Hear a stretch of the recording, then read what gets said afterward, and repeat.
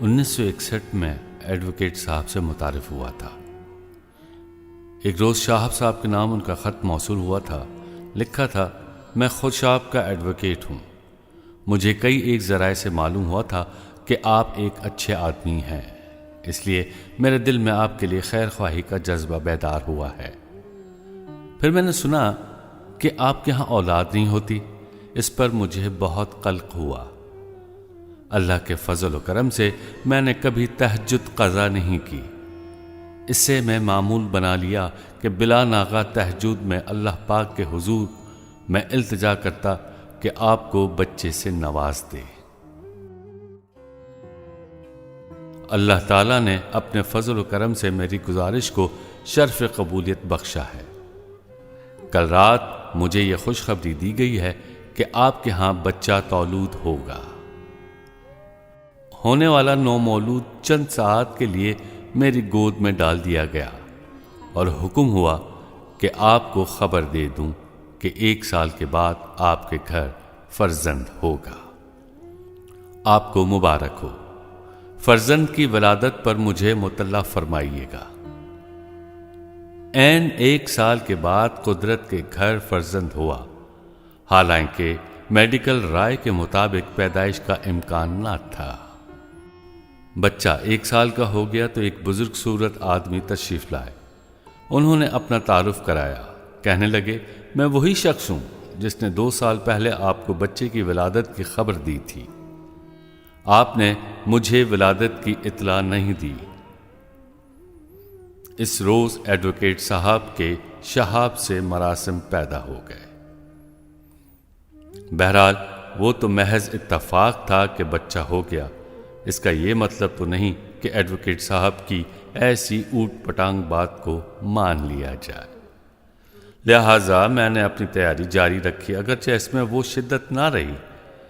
پھر 2 دن کے بعد قدرت کا خط موصول ہوا۔ لکھا تھا، بوجہ اس سال ہم حج پر نہیں جا رہے۔ یہ خط میری عقل سلیم کے کفن میں آخری میخ تھی۔ سمجھ میں نہیں آتا تھا کہ یہ کیسی دنیا ہے۔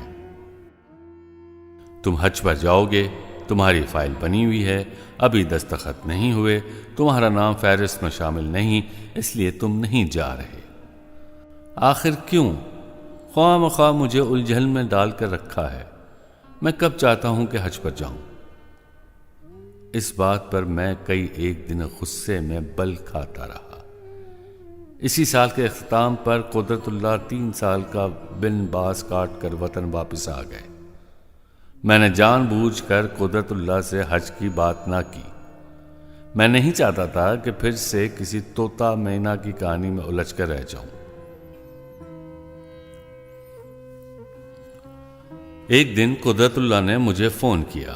بولے، آپ کے پاس کچھ پیسے ہیں؟ میں نے کہا ہیں۔ کہنے لگے 2500 کے قریب ہوں گے۔ میں نے کہا ہاں ہیں۔ کیا آپ آسانی سے انہیں خرچ کر سکتے ہیں؟ خرچ کرنے کے لیے تو رکھے ہوئے ہیں، میرا مطلب ہے آپ کو دقت تو نہیں ہوگی۔ میں نے کہا نہیں۔ بولے تو آپ 2500 کا چیک سیلف کے نام کاٹ کر لے آئیں، میرے پاس ساتھ اپنا پاسپورٹ بھی ساتھ لے آئیں۔ جب میں قدرت اللہ کے پاس پہنچا تو وہ بولے، ہم حج پر جا رہے ہیں اسی سال انشاءاللہ۔ میں نے کہا قرآن راضی تو ہو چکی ہے، ہم تو عرضی نہیں گزاری تھی۔ بولے کوئی بات نہیں، پھر ہم کیسے جائیں گے؟ انشاءاللہ۔ وہ بولے، آپ نے فہرست دیکھ لی ہے کیا؟ میں نے تنزن کہا، کون سی فہرست؟ جس فہرست میں پچھلے سال ہمارا نام شامل نہیں تھا۔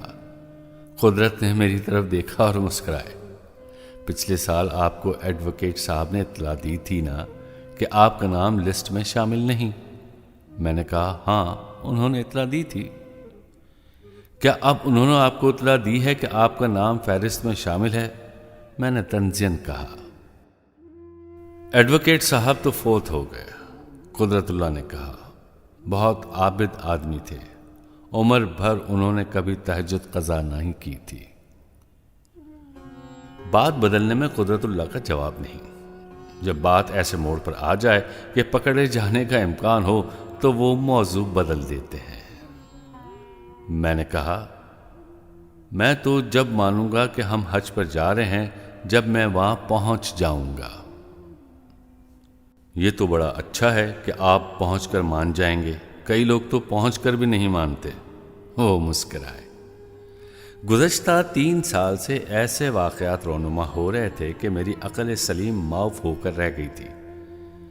میں ایک ایسے ایلس بن کر رہ گیا تھا جو ونڈر لینڈ میں کھو گئی ہو۔ حج پر جانے کے لیے سارے انتظامات یوں گھر بیٹھے بیٹھے ہو گئے۔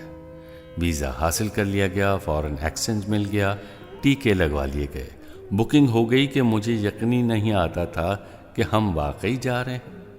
جب تک دوڑ دھوپ نہ ہو، تنگ و دو نہ ہو، امید و بہم نہ ہو، کیسے یقین آئے بھلا؟ ادھر قدرت تھے، وہ یوں اطمینان اور سکون سے بیٹھے تھے جیسے کوئی بات ہی نہ ہو۔ انہیں دیکھ کر یوں لگتا تھا جیسے وہ تیاری کے عالم میں نہ ہوں، بلکہ اس کے برعکس بڑھ کے درخت کے تلے نروان حاصل کیے بیٹھے ہوں۔ کوئی ملنے والا آ کر پوچھتا تھا کہ آپ حج کے لیے جا رہے ہیں کیا؟ تو وہ کہتے تھے دعا کیجیے۔ اس بات پر مجھے شک پڑنے لگتا تھا کہ شاید ہمارا جانا یقینی نہیں ہے، چونکہ دعا کیجیے تو ان باتوں کے متعلق کہا جاتا جو طے شدہ نہ ہوں۔ میں حیرت سے قدرت کی طرف دیکھتا۔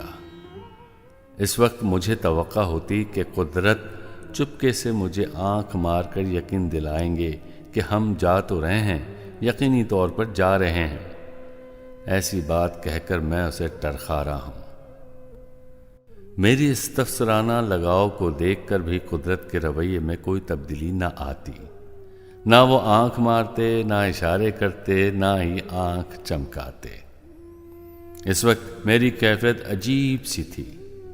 جی چاہتا تھا کہ خوشی میں ناچوں کودوں، جی چاہتا تھا کہ شہر کے ہر مکان کی کنڈی بجاؤں، اور جب کوئی باہر آئے تو کہوں جی آپ کو نہیں پتہ میں حج پر جا رہا ہوں۔